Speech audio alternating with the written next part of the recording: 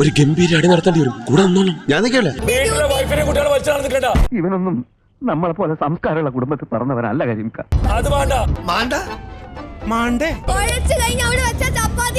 ഞാൻ ചപ്പാത്തി കഴിക്കാറില്ല, ചോറാണ് തിന്നണത്. എന്താ പറഞ്ഞത്? എന്തുണ്ടാക്കുന്നു? ആരടിക്കുന്നു? ബുദ്ധിജീവിടാ. ഇങ്ങോട്ട് വാ, അടിക്കാൻ വാ. അടി അടി പുറകെ ഞങ്ങളുണ്ട്. അടി നല്ലൊരു അടിയുടെ നാള് പറഞ്ഞല്ലേ? പിന്നെ കഴിഞ്ഞ മീനത്തിലൊരു അടി കണ്ടതാ. തൊട്ടതിനും പിടിച്ചതിനും ഒക്കെ കീരിയും പാമ്പിനെയും പോലെ കരിപിടി കൂടുന്ന എംബോക്കികള്.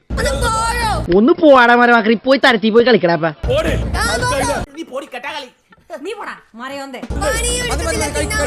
തിന്നാ തൂറ എന്തിനാ ഇത്ര തൂക്കമുള്ള ആൾക്കാരെ ദൈവം സൃഷ്ടിച്ചേക്കണേ? ഇവനൊക്കെ കൊണ്ടുപോയി കുച്ചിട്ടൂടെ? ഒരു ഹസ്ബൻഡ് ഇല്ലേ, അവനോട് ഉണ്ടാക്കിയാൽ മതി.